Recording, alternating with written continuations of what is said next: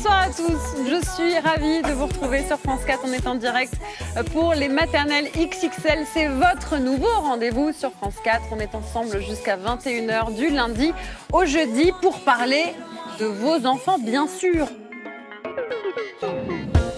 Concrètement, les maternelles parlaient déjà à toutes les familles, mais là, on a envie de proposer quelque chose de différent et d'un peu plus poussé sur la question de la parentalité. Qui de mieux que les gens qui nous regardent pour poser les questions? Donc il y aura une interactivité avec le public.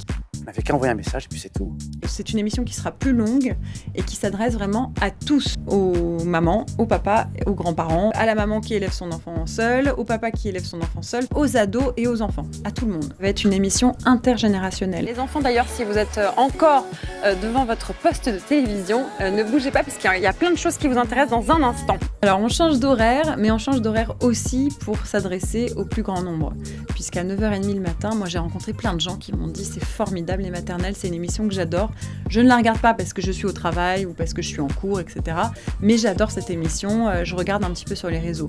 Donc là, on a répondu également à cette demande. On va être à 19 h 30, il va y avoir une concurrence phénoménale à côté, donc il va falloir aussi qu'on se hisse à ce niveau-là de jeu. Mais ça nous fait pas peur parce qu'on pense vraiment que chacun va trouver les réponses à ces questions dans cette émission. Puisqu'il y a encore beaucoup de choses sur lesquelles on se trompe ou qu'on ne sait pas. J'ai un enfant qui rentre au collège, un enfant qui rentre à la maternelle et un petit bébé, donc j'ai plein de questions qui s'adressent à différents âges.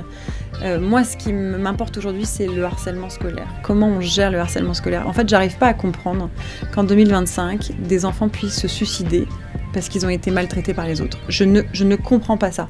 Donc j'ai vraiment envie d'apprendre, moi et aux gens, à communiquer avec leurs enfants, comment on communique, comment on arrive à décrocher les ados des réseaux sociaux, comment... Voilà, ce sont mes questions à moi qui me font peur aujourd'hui et que j'ai vraiment envie d'approfondir. Et vous le savez, dans cette émission, on vous montre la vie des vraies familles, des parents, des enfants.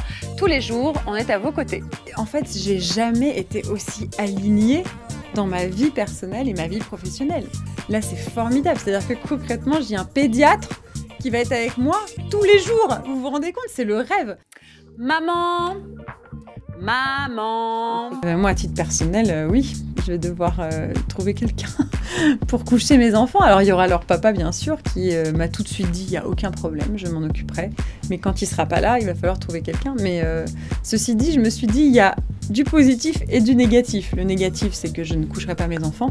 Et le positif, c'est que je ne coucherai pas mes enfants.